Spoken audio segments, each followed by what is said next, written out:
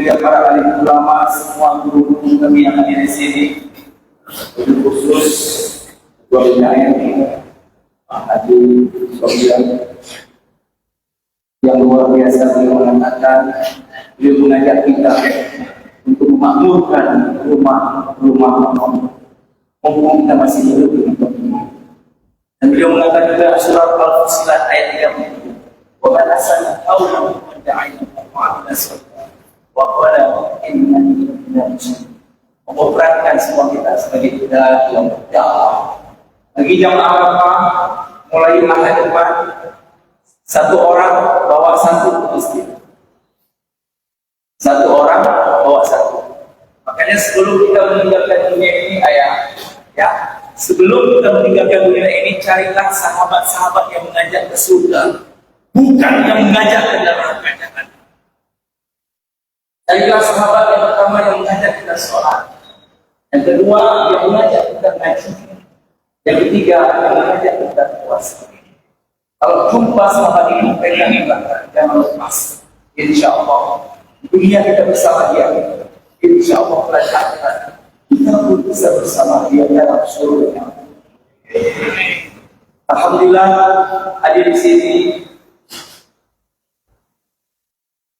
para saya bersama dengan adik dari kota dan polisi dan Bapak Polisi banyak sekali hadir, apalagi Bapak TNI dari Reda satu dua yang dapatnya, dari Rinda juga hadir, dari Putus Malaya juga hadir. Allah bahagia sekali.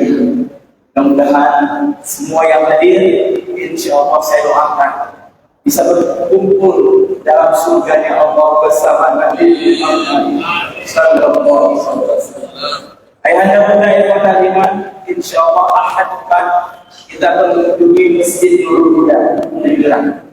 Masjid Nurul Huda, Nur Cahaya Muda 7. Mudah-mudahan kita dapat petunjuk sampai akhir ayat ini. Insya Allah dalam bentuk mata ini dan kalimat la ilaha illallah. Mari sama-sama kita mendengarkan tausiah dari guru kita bersama Ustaz Allahumma salli wa sallim wa barik ala sayyidina wa maulana Muhammad wa ala alihi wa sahbihi ajma'in, amma ba'd. Hadirin jamaah sekalian yang dimuliakan Allah, puji beserta syukur senantiasa selalu kita persembahkan kepada Allah Subhanahu wa taala atas segala limpahan rahmat, karunia dan nikmatnya kepada kita semua. Dan saat ini kita baru saja dan sedang merasakan salah satu nikmat yang sangat besar dari Allah, berupa taufik dan inayah untuk dapat menikmati salat subuh secara berjamaah. Mudah-mudahan nikmat seperti ini terus Allah berikan kepada kita hingga akhir hayat kita nanti. Selawat beriringkan salam juga kita sampaikan kepada baginda Rasulullah sallallahu alaihi wasallam, kepada seluruh keluarga dan sahabat-sahabatnya sekalian. Tadi imam kita dalam bacaan ayat-ayat Al-Quran yang dibacakan pada rakaat pertama setelah Al-Fatihah, di antara bagian ayat yang dibacakan Allah menyebutkan yauma tabyaddu wujuh wa taswaddu wujuh. Hari tabyaddu wujuh, wajah-wajah itu bercahaya. Wa taswaddu wujuh, dan juga ada wajah-wajah yang padam, gelap, tidak bercahaya. Di sini tidak disebut wajah kulit putih atau kulit hitam, tapi disebut tabyaddat wujuh wa taswaddat wujuh. Hari wajah-wajah ada yang bercahaya, tabyaddat, dan ada wajah-wajah yang padam, gelap. Penyebutan wajah dalam Al-Quran itu ada yang secara makna hakiki, ada yang secara makna majazi. Makna hakiki adalah wajah dalam bentuk salah satu bagian organ tubuh yang kita miliki, wajah kita, fisik. Tapi wajah juga ada makna majazi. Wajah dalam makna majazi adalah keseluruhan tubuh makhluk.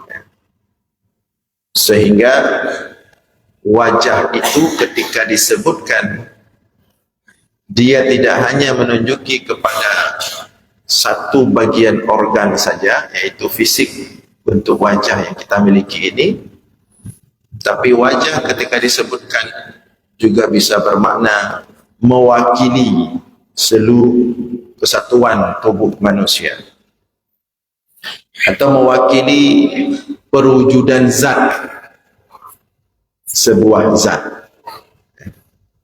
atau suatu zat. Seperti misalnya Allah sebutkan dalam Al-Quran, kullu man 'alaiha fan wa yabqa wajhu rabbika dzul jalali wal ikram. Semua makhluk, semua yang hidup, fan, pasti akan fana, akan hancur, akan lenyap semua. Wa yabqa wajhu rabbika dzul jalali wal ikram, dan akan tersisa wajah Tuhanmu, wajah Allah. Apa makna wajah Allah di sini? Apakah bermakna organ fisik bentuk wajah seperti ini? Tentu tidak. Allah katakan dalam ayat yang lain, laisa kamitslihi syai' wa huwas samiul alim wa huwas samiul basir. Tidak ada yang seperti Allah dalam bentuk apapun wujud makhluk. Sehingga makna yang tersisa nanti hanya wajah Allah, tidak bermakna wajah Allah secara hakiki, seperti organ yang kita miliki. Sehingga kita tidak bisa mengatakan Allah punya wajah seperti makhluk. Tapi makna wa yabqa wajhu rabbika dzul jalali wal ikram, zat Allah. Karena wajah itu mewakili zat keseluruhan.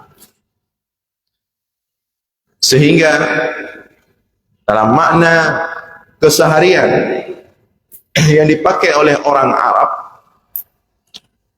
ya, wajah itu adalah bagian terbaik pada makhluk. Jadi kita manusia ciptaan terbaik. Laqad khalaqnal insana fi ahsani taqwim. Sungguh telah kami ciptakan manusia fi ahsani taqwim, pada sebaik-baik penciptaan. Ini organ tubuh kita ini, dari ujung rambut sampai ujung kaki, ini ciptaan terbaik Allah daripada seluruh makhluknya. Dari ciptaan terbaik Allah ini, semua kita manusia, bagian terbaik dan terindah itu adalah bagian wajah. Wajah kita manusia ini bagian terbaik dari keseluruhan organ tubuh kita. Wajah bagian terbaik.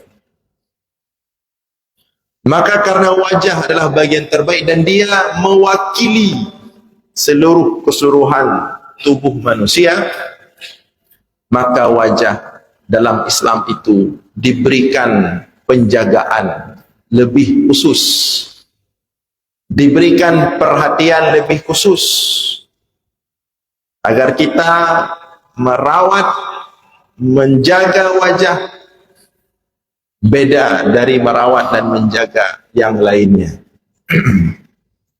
Maka kalau ada orang wajah putih, kaki agak hitam, itulah bisa dimaklumi, artinya dia lebih menjaga wajah. Kalau ada orang wajahnya lebih putih, begitu kita lihat lehernya agak gelap, baik laki-laki maupun perempuan. Kenapa perempuan lebih suka menjaga wajah daripada kadang-kadang bagian tubuh yang lain?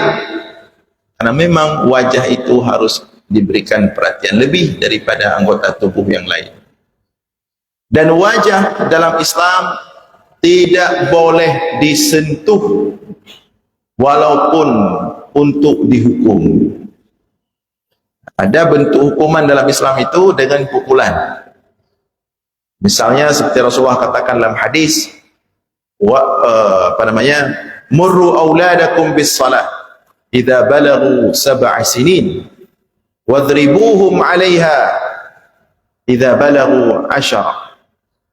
Perintahkan anak-anak kalian untuk solat apabila mereka telah sampai umur 7 tahun, dan pertegas dengan cara memukul, tapi tentu pukulan ghairu mubarrih, yang tidak melukai. Pukul mereka kalau mereka meninggalkan solat saat umurnya sudah sampai 10 tahun. Pukul di sini haram kalau menyentuh wajah. Demikian juga dalam hukuman jilid atau cambuk, baik bagi pelaku minum khamar, pelaku judi, pelaku zina, ya, cambuk haram kalau menyentuh wajah. Sejahat apapun pelaku itu, seburuk apapun, hukuman tidak boleh menyentuh wajah. Maka kalau hudud saja, hudud itu artinya hukuman langsung syariat dari Allah, bukan ta'zir, ya. Ta'zir pilihan manusia, memberikan hukuman apa kepada pelaku pelanggaran syariat. Hudud saja yang langsung hukuman dari Allah bagi beberapa pelaku dosa besar, tidak boleh menyentuh wajah. Maka bagaimana kira-kira pendapat kita orang yang suka menghukum orang lain dengan menampar wajahnya, dengan menempeleng? Apa hukumnya? Pelaku dosa besar diturunkan hudud oleh Allah, tapi tidak boleh menyentuh wajah. Bagaimana dengan orang-orang yang suka mukul di wajah, tampar, tempeleng, atau bahkan ada yang main kaki mengenai wajah? Maka hendaklah diperhatikan baik-baik. Suami-suami, orang tua yang suka memukul anaknya, kalau mengenai wajah, maka yang anda lawan Allah. Karena wajah ciptaan terbaik Allah pada manusia, tidak boleh disentuh sembarangan.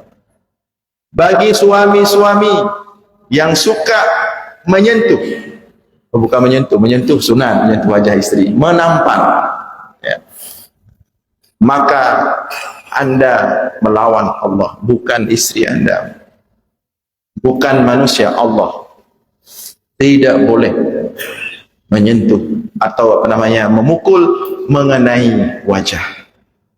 Jadi wajah itu diberikan kemuliaan secara khusus dalam Islam, dijaga dengan baik, dirawat, tidak boleh disakiti wajah itu.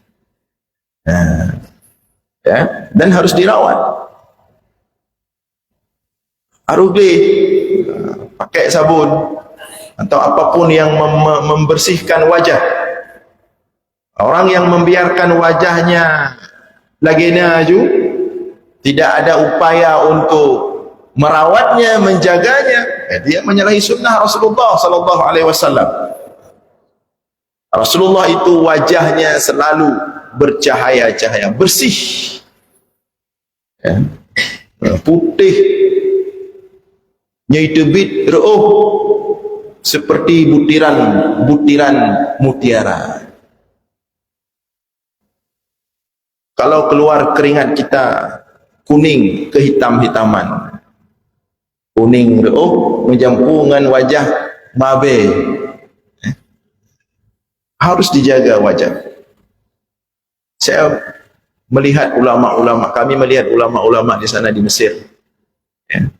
Ternyata kita berpikir cukup dengan nanti kita sampaikan, memang kita cerita, kita akan sampaikan penyebab-penyebab wajah itu bercahaya dengan amalan-amalan tertentu. Tapi tidak cukup berharap wajah itu bercahaya dengan amalan-amalan tertentu. Ada orang mengatakan misalnya, apa ya pakai nyantu sabun-sabun pembersih wajah, yang penting dayo tunggu semayang mentang sabi. Dah cukup. Kalau tidak percaya cobalah. Seperti orang mengatakan, yang penting tahajud. Ada orang berfikir sekali tahajud langsung bercahaya wajah. Ada ulama salafus saleh mengatakan, saya menganggap bahwa dengan tahajud qiyamul lail wajah saya bercahaya. Ternyata ketika saya coba setelah 30 tahun saya qiyamul lail baru bercahaya wajah. Tak bisa dengan qiyamul lail 30 malam bulan Ramadan lenyan menanita mau raya ya lulu kaca buka putih buka mencahaya hanya mencahaya go. Tak cukup dengan hanya berharap amalan. Harus dirawat wajah, dibersihkan. Abdullah bin Mas'ud salah seorang sahabat Rasulullah sallallahu alaihi wasallam yang mungkin tubuhnya kecil, kurus, tapi beliau selalu menjaga wajah, gerawat. Tapi bagian wajah apa? Wajah, rambut. Sehingga Abdullah bin Mas'ud kalau di rumah itu selalu tampil stylish, wajahnya bersih. Ada orang wajah bedah dari bengah sampai tepuk. Ditanya sama orang, wahai Abdullah bin Mas'ud, karena beliau selalu rambutnya rapi, wajahnya dibersihkan di rumah. Selalu seperti itu. Di rumah saja seperti itu, apalagi kalau beliau keluar. Ditanya sama sahabat, wahai Abdullah bin Mas'ud, kenapa engkau suka berdandan? Maksudnya suka selalu menjaga penampilanmu, padahal engkau di rumah. Kata Abdullah bin Mas'ud, sebagaimana aku suka istriku selalu tampil cantik di depanku ketika di rumah, demikian juga aku ingin selalu tampil maksimal di depan istriku saat di rumah. Jadi jangan berharap istri saja yang harus skincare, yang harus make up, yang harus perawatan. Tanya lagi-laginya juga ya. Acak-acakan tidak boleh. Itu menjaga wajah secara fisik agar selalu bersih, segar, ya, tidak kotor. Nah, itu harus. Nah, makanya kalau bawa motor pakai helm itu selain perintah Allah, perintah syariat itu. Ya. Ati'ullah wa ati'ur rasul wa ulil amri minkum. Taat kepada Allah, taat kepada Rasul, wajib juga patuh kepada peraturan-peraturan pemerintah. Salah satunya misalnya pakai helm, itu wajib, bukan sunat. Dia selain menjaga keamanan, artinya keselamatan, juga untuk menjaga wajah. Nah, jadi hanya mentang-mentang orang taat, orang saleh, balap baju Honda, helm tan, wajah anak betul bercupi, hanya diberhentikan sama polisi, kenapa enggak pakai helm pak? Kamu enggak tahu peci saya ini ini lebih aman daripada helm. Ini peci saya ini sering sujud sama ikut kepala saya, ini peci surga ini. Tak bisa, tetap harus jaga. Maka saya kalau lihat Ustaz Jul Arafah di jalan lagi bawa motor putih itu, motor cantik itu, walaupun kepala beliau pakai helm, saya tahu dari warna sarung beliau, oh ini Ustaz Jul nih. Beliau selalu pakai helm ya. Agar terjaga, ini harus dijaga wajah ini. Maka tunjuk-tunjuk orang di wajah itu tidak boleh. Tunjuk-tunjuk orang di wajah dia boleh. Turunkan sedikit, tunjuk ke lehernya atau ke kakinya. Wajah itu harus betul-betul dijaga. Nah, itu berbicara wajah secara fisik. Tapi ada pembicaraan yang lebih besar tentang wajah, yaitu secara maknawi. Inilah yang dimaksudkan dalam Al-Quran. Yauma tabyaddu wujuh wa taswaddu wujuh. Hari, artinya hari akhirat di padang mahsyar. Di sana ada wajah-wajah yang tabyaddat, bercahaya-cahaya. Ada yang seperti matahari bercahayanya. Ada yang seperti bulan bercahayanya. Ada yang seperti bintang-bintang bercahayanya. Ada yang lebih kecil dari itu. Tapi wajah mereka itu bercahaya-cahaya. Dengan apa bercahaya? Pertama, yang tertulis di sana, alladzina amanu wa tatma'innu qulubuhum bidzikrillah. Wajah mereka bercahaya, alladzina amanu, dengan cahaya iman. Cahaya iman. Siapapun yang beriman kepada Allah dan wafat kembali kepada Allah dalam keadaan terjaga imannya, akan bercahaya wajahnya di hari akhirat. Itu yang pertama. Semua orang-orang beriman pasti masuk surga. Siapapun yang beriman, mati dalam keadaan beriman, pasti masuk surga. Walaupun ada sebagian harus dibersihkan dulu dalam neraka. Nah, ketika dimasukkan dalam neraka, dibersihkan dulu. Tapi pada ujungnya Allah katakan, wahai malaikat-malaikat, berangkatlah ke neraka, akhriju, keluarkan dari dalam neraka itu siapapun yang pernah mengucapkan la ilaha illallah, walaupun hanya sekali, ada iman dalam dirinya. Maka datang malaikat ke dalam neraka. Bagaimana cara malaikat itu menandai antara orang beriman dengan tidak beriman dalam neraka? Ditandainya dengan cahaya seperti kunang-kunang di malam hari. Jadi walaupun orang beriman masuk neraka, tapi kita bermohon kepada Allah mudah-mudahan kita tidak masuk dalam neraka, kita langsung dalam surga tanpa hisab. Tapi cara malaikat menyelamatkan orang-orang beriman, menandai cara tanda mana orang beriman, dia berkedip-kedip meskipun dalam neraka, seperti kedipan kunang-kunang di malam hari. Cahaya apa yang berkedip-kedip itu? Itulah cahaya iman. Kalau yang kafir memang tidak ada cahaya, padam habis. Orang beriman dia berkedip-kedip. Dari situ malaikat melihat ini diselamatkan, ini diselamatkan, diselamatkan. Yang berkedip-kedip diselamatkan, walaupun berada dalam kerak neraka. Tapi tetap kedipan cahaya iman itu tidak bisa dipadamkan oleh siapapun. Itu sudah ketentuan Allah. Walaupun kecil, kedip-kedip. Nah, bagaimana agar iman kita itu, bagaimana agar cahaya kita itu jangan hanya sekedar kedipan-kedipan seperti kunang-kunang di malam hari. Tambah berikutnya, wa tatma'innu qulubuhum bidzikrillah, ala bidzikrillahi tatma'innul qulub. Agar cahaya itu bertambah dengan zikir. Maka Rasulullah katakan, mathalul ladzi yadhkurullah wal ladzi la yadhkurullah kamathalil hayyi wal mayyit.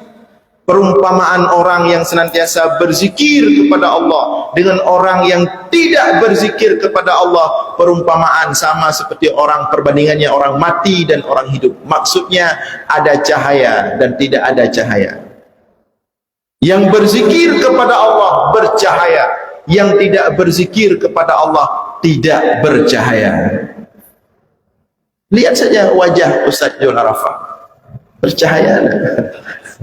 Karena memang beliau selalu berzikir, dan bukan hanya berzikir untuk diri sendiri, tapi mengajak manusia, mengajak hamba-hamba Allah untuk berzikir kepada Allah. Jadi orang seperti beliau bukan hanya mendatangkan cahaya untuk diri sendiri, tapi juga membagikan cahaya itu kepada orang lain. Nah, itulah umpama kata Rasulullah, orang-orang yang Allah berikan cahaya kepada mereka dan terus Allah tambah cahaya kepada mereka. Karena ada orang cahaya hanya untuk diri sendiri, dia hanya jadi penerang untuk diri sendiri. Tapi ada orang cahayanya membuncah, cahayanya itu banyak sekali, sehingga cahaya itu bukan hanya untuk dirinya sendiri, tapi menyinari orang-orang di sekitarnya. Ya, dengan apa cahaya itu? Di antaranya dengan zikir tadi kepada Allah. Bahkan cahaya zikir itu kalau dia sudah terlalu banyak, bukan hanya nampak secara maknawi, secara fisik juga nampak. Maka disebutkan oleh Syekh Ali Jum'ah dalam kitab At-Tariq Ilallah, beliau mengatakan ada satu fase orang berzikir itu yang ketika zikirnya sudah sangat banyak sekali, maka akan hadir cahaya di sekitarnya. Nah, ya, kalau zikirnya sudah terlalu banyak sekali, sudah ribuan, ratusan ribu, datang cahaya di sekitar. Tapi selama ini Ustaz Abdul Arafah berdiri di depan kita, belum nampak cahaya itu. Cuman kalau di rumah sedang tahajud, sedang zikir qiyamul lail, mungkin ada, cuman di sini tidak beliau nampakkan. Mudah-mudahan kita juga seperti itu semuanya, ya, nampak cahaya. Kemudian pada fase berikutnya terangkat. Orang kalau zikir itu sudah, ya, makam tinggi sekali, dia terangkat dari bumi, ya. Bukan mengangkat diri, dia terangkat sendiri. Ada orang mengangkat diri, ya. Nah, jadi untuk bisa bercahaya wajah setelah beriman kepada Allah, dan itu utama, kemudian zikir, banyak-banyak berzikir. Kemudian di antara yang dapat mendatangkan cahaya Allah di hari akhirat adalah dengan melanggengkan, menjaga wudu. Rasulullah mengatakan dalam hadis, inna ummati yud'auna yawmal qiyamah ghurran muhajjalin min atharil wudu. Sesungguhnya umatku akan dipanggil di hari akhirat nanti ghurran muhajjalin. Apa makna ghurran muhajjalin? Ghurrah, cahaya yang ada pada wajah. Muhajjalin, cahaya yang ada pada tangan dan kaki. Ghurran muhajjalin, tubuh yang wajahnya bercahaya, tangannya bercahaya, kakinya sampai ke betis bercahaya. Min atharil wudu, yang merupakan bekas atau tanda daripada wudu seseorang tersebut. Jadi begitu nanti Rasulullah bertanda umat tengah di padang mahsyar, di antara triliunan manusia, umat-umat Nabi yang lain, Rasulullah menandai kita umatnya dengan cahaya di wajah, di tangan, di kaki. Dengan dalam kitab Fathul Mu'in, masalah hasyiahnya I'anatul Talibin, disebutkan di situ kalau berwudu berusahalah untuk sempurna.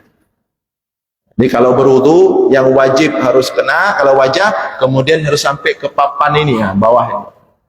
Nah, kalau jenggotnya tipis-tipis seperti ini harus basah semua. Tapi kalau jenggotnya terlalu besar, nah, ini cukup dengan di sela-sela saja. Tapi ini harus dari atas mambatus sya'ri, tumbuh rambut pada umumnya sampai ke bawah papan, harus sempurna. Itu akan bercahaya nanti. Demikian juga kalau cuci tangan harus melewati siku-siku, dengan paskan siku-siku, lewat sedikit. Ma la yatimul wajib illa bi fawajib. Demikian juga kalau mencuci kaki harus sampai betis, jangan dipaskan di mata kaki saja, karena itu akan bercahaya nanti. Wuduk itu harus dinikmati.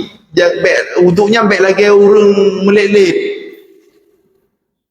Nikmati wuduk itu. Dahsyat sekali wuduk itu. Coba nikmati, akan diberikan sesuatu oleh Allah dalam wuduk itu. Ini ada orang gerubang, dah siap dia. Wuduk itu pendatang cahaya. Nikmati. Tapi juga jangan maksudnya lama-lama di situ habis air. Sempurnakan. Dan langgengkan, makna langgengkan, usahakan wuduk itu dijaga terus sebisa mungkin, ya. Batal wuduk lagi, batal wuduk lagi. Karena melanggengkan wuduk itu sunnah Rasulullah dan para sahabat. Mereka itu selalu jaga wuduk. Sehingga kalau ada yang keluar angin di antara mereka dalam kawan ramai, langsung terdeteksi. Karena mereka menjaga wuduk. Seperti yang kisah pernah kita cerita itu, Rasulullah diundang makan oleh salah seorang sahabatnya ke rumah. Datang Rasulullah bawa para sahabat, dihidangkan makan daging onta, talam nasi, talam itu. Dihidangkan daging onta, kemudian makan Rasulullah bersama para sahabat. Tiba-tiba ada yang keluar angin, kayak dibegenda. Lagi makan, tengah baju ubud pula. Para sahabat berubah wajah, tahu ubud dia. Tengah dapat baju ubud, tengah. Ada yang berbisik. Tapre. Dia tiada semayang asal, tapre. Sotung semayang yang kenyau, yang ubud dia. Kenapa bisa mereka mengatakan seperti itu? Karena yang lain memang jaga wuduk semua, sahabat memang jaga wuduk. Jadi kalau ada yang keluar angin, langsung tak cek untuk solat tu semayang Allah. Yang berarti jiganya yang ubud. Mereka melanggengkan wuduk. Maka untuk bercahaya wajah kita, sempurnakan wuduk, isbaghul wuduk, dan langgengkan wuduk. Itu yang kedua. Yang ketiga, di antara amalan yang mendatangkan cahaya Allah adalah salat duha. Inna duha'a duha'ak wa inna baha'a baha'ak. Doa duha itu, sesungguhnya duha itu duhamu, wahai Allah.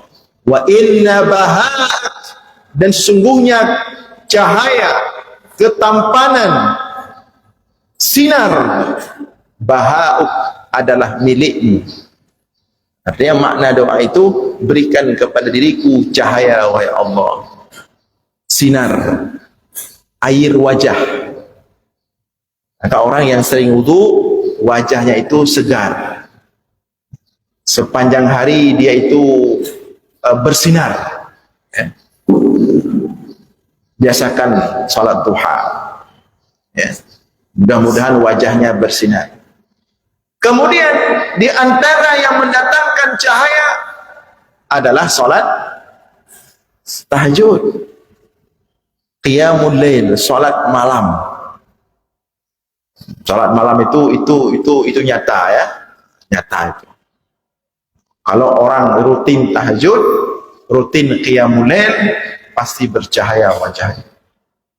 Maka yang mau wajahnya itu glowing, tapi modal beli make up tidak ada, bisa manfaatkan media tahajud.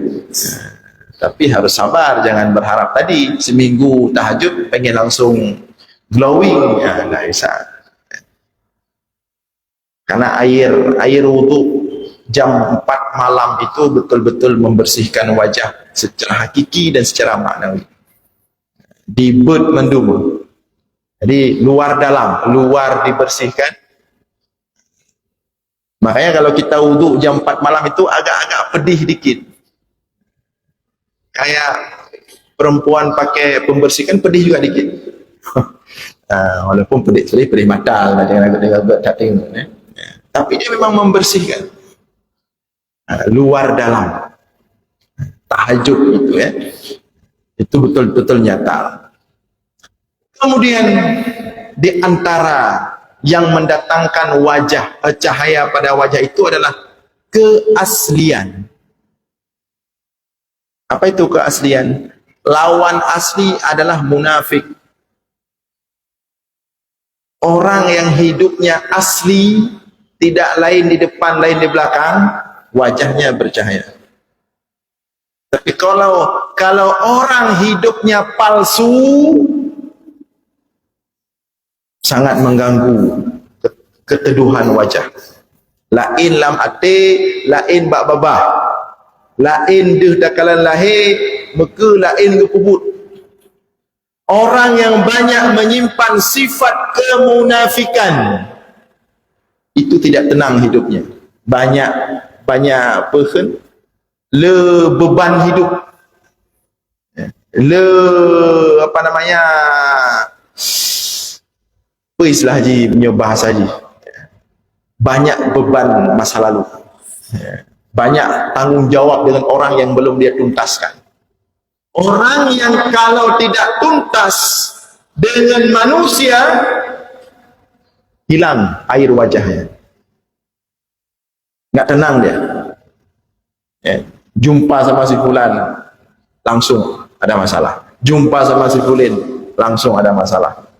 Kemanapun dia pergi, dia menyimpan, sehingga dia kondisi wajahnya itu tidak tenang. Maka kalau pengen wajah bercahaya itu, jadilah manusia yang asli, jangan jadi manusia yang palsu.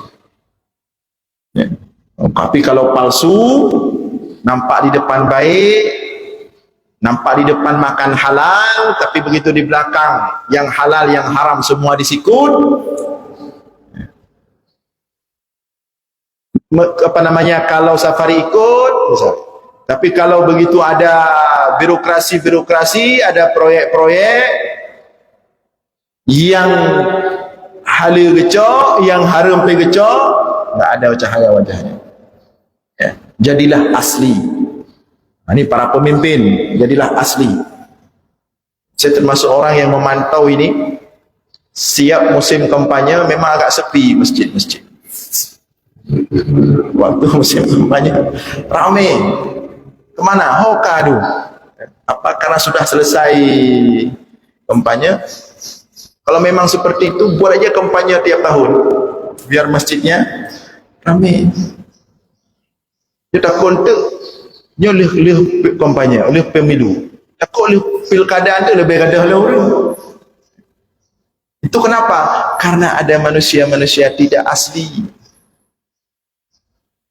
Jadilah manusia yang asli. Orang yang asli di luar, dalam luar sama, tidak ada yang disembunyikan, tidak ada yang, maka kemanapun dia pergi tenang, teduh, tidak ada beban-beban dosa, tidak ada beban-beban kezaliman, tidak ada beban. Maka jadilah manusia yang asli, tidak munafik, insya Allah wajah akan teduh dan bercahaya. Hadirin sekalian yang dimuliakan oleh Allah, inilah sekelumit pembahasan tentang wajah. Mudah-mudahan wajah kita selalu terawat secara fisik dan juga bercahaya secara maknawi di dunia dan di akhirat. Aqulu qawli hadza wa astaghfirullah li wa lakum. Wassalamu alaikum warahmatullahi wabarakatuh. Pesan beliau yang pertama adalah banyak zikir, jaga wudu 24 jam, posisinya dalam keadaan berwudu, batal wudu, pasti tinggal husnul khotimah. Kemudian sholat duha, tahajud, ini yang penting. Kita harus asli. Ya, tidak ada yang sempurna di dalam dunia ini. Kalau tobat benar-benar tobat. Ya, kalau bertobat benar-benar bertobat. Jangan diulang terus menipu. Karena maksiat itu menagih. Orang yang berzina itu menagih, zina. Yang menipu itu juga menipu, menagih. Maka itu bertobatlah kepada Allah agar kita asli yang terakhir kita sampaikan. Mudah-mudahan insyaallah kita akan selamat di dunia dan selamat di akhirat. Ayahanda bunda ikhwatan fillah, insyaallah ahad depan kita akan mengunjungi masjid Nurul Huda Bergerak. Satu orang bawa satu kata PKM tadi. Dakwah mengajak satu orang. Ini mah anak saudara teman main bola, main tiktok, teman nonton bola, kenapa itu tak ada? Kita punya teman, punya sahabat, ajak dari surga. Mudah-mudahan insyaallah dalam surganya bersama Nabi Muhammad sallallahu alaihi wasallam. Mari karena masih kurang sawah, kita salam-salaman agar dosa-dosa di antara kita diampuni oleh Allah. Bukan kita saya. Mari sama-sama